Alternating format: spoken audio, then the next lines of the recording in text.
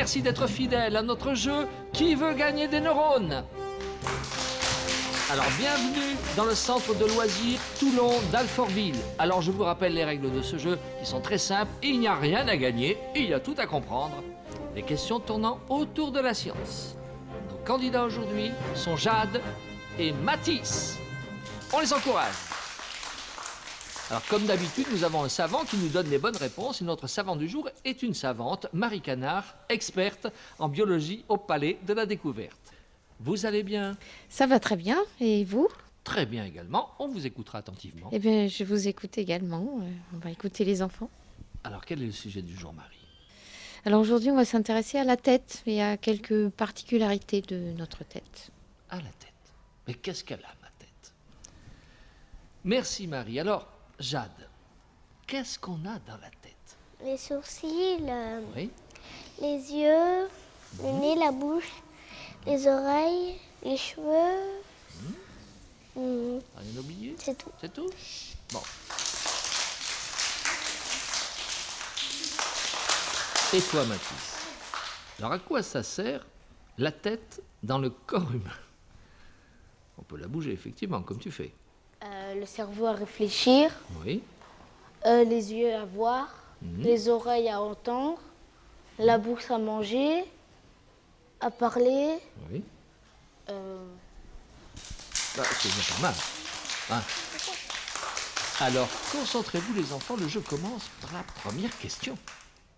Pourquoi n'a-t-on pas une, mais deux oreilles? Ah, une belle question. Ça. Oui, Mathis, allez, on t'écoute. Parce qu'il faut une oreille pour chacun de nos yeux. Parce que les yeux ont des oreilles. Marie, que pensez-vous de cette réponse de Mathis? Ah ben, il fallait y penser, je dois dire. C'est pas tout à fait la bonne réponse. En fait, nous avons deux oreilles pour localiser la source des bruits, des sons que nous entendons. Par exemple, si on a un réveil qui fait tic-tac à notre gauche, même si on ferme les yeux, on va savoir où se trouve le réveil. Tout simplement parce que le tic-tac va d'abord arriver à notre oreille gauche, le bruit, puis à notre oreille droite. Il y a une petite différence de temps. Elle est très très courte, on ne l'aperçoit même pas cette petite différence. Mais notre cerveau, lui, l'aperçoit et il nous signale que le réveil est à gauche. Si on n'avait qu'une seule oreille, on ne pourrait pas. Merci Marie pour votre réponse. Je vous précise, je tiens à vous préciser quant à moi que mon réveil est à ma droite. Deuxième question, restez bien concentrés les enfants, on vous encourage. D'accord? On est tous avec vous. Écoutez bien, pourquoi ferme-t-on les yeux quand on éternue? Pourquoi on ferme les yeux quand on éternue? Ah, ça c'est une question difficile. Oui, alors Jade, nous t'écoutons. Parce que en fait, comme on a de l'air là, et ben l'air elle sort, alors on ferme les yeux. Voilà. On va vérifier ça auprès de Marie Canard. Alors Marie, est-ce une bonne réponse? En fait, on ne sait pas vraiment pourquoi on ferme les yeux quand on éternue, mais on ne peut absolument pas faire autrement. C'est ce qu'on appelle un réflexe. On ne peut pas garder les yeux ouverts. Il y a une théorie qui dit que si on gardait les yeux ouverts quand on éternue, à cause de la pression, vous savez qu'il y a une pression énorme quand on éternue dans notre tête, eh bien nos yeux seraient expulsés. Alors évidemment, personne n'a vérifié si cette théorie est vraie, mais c'est la seule explication qu'on a actuellement. Eh bien, merci Marie. Ça fait peur les yeux expulsés.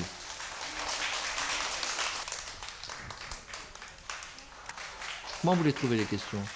Difficiles? Ouais, c'est trop dur là. Trop dur. Bon, on va aller vers des questions beaucoup plus faciles. Ah, quand même. Alors, c'est la troisième question. Écoutez bien. À quoi sert la salive? Ah. Oh. Alors, Mathis, tu m'as donné un grand coup de marteau. Tu as une grande bonne réponse. La salive, elle sert à dissoudre les aliments, Ah. à les mettre en petits morceaux. Et puis, Si c'était que moi, je te dirais oui, c'est ça. Voilà, Marie, quelle est votre bonne réponse? Pas mal du tout, vraiment. Mathis a une grande partie de la réponse. Alors effectivement, la salive sert à humidifier nos aliments et à commencer un petit peu à les digérer.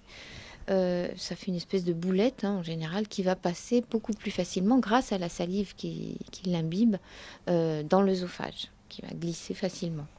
Mais la salive a une autre fonction, indépendante des moments où on est en train de manger. La salive sert à humidifier notre bouche et ça nous aide à parler. On parle plus facilement, plus aisément.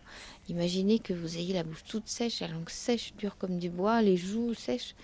On aurait beaucoup plus de mal à parler. Merci Marie pour cette bonne réponse. Je vous rappelle que c'est un jeu, vous voyez, où on s'amuse tout en apprenant. Et là, je salive de vous poser la 4e question. À quoi servent vos cheveux? À quoi servent vos cheveux? Ah, Jade, tu as une idée. Alors on t'écoute.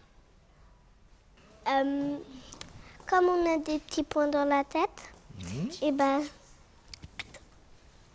comme on a des petits points dans la tête, ça sert pour mettre nos cheveux, mais aussi ça sert pour qu'on ne voie pas la boule à zéro, quoi. La boule à zéro.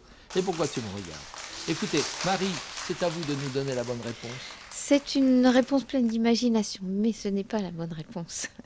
En fait, les cheveux nous servent un petit peu à nous protéger du froid, à nous protéger des rayons du soleil, pour pas qu'on attrape de coups de soleil.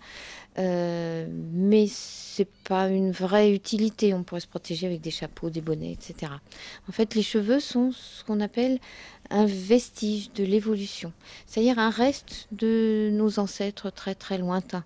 Ces ancêtres, ils avaient des poils partout, comme la plupart des mammifères, pour se protéger principalement du froid. Et puis, petit à petit, ils ont évolué. Ils ont trouvé d'autres moyens de se protéger du froid, les vêtements, le feu, les maisons, etc. Et donc, les poils sont devenus un peu inutiles, petit à petit, au cours du temps. Au cours de centaines, de milliers d'années, voire de millions d'années, ils ont disparu. Merci Marie, ce jeu est maintenant terminé. Comme d'habitude, personne n'a rien gagné, mais on s'est beaucoup amusé, on a beaucoup appris. Si, on a gagné des neurones. Merci et au revoir Marie Canard. Merci à vous, et puis merci à Mathis, et merci à Jade, et à une prochaine fois.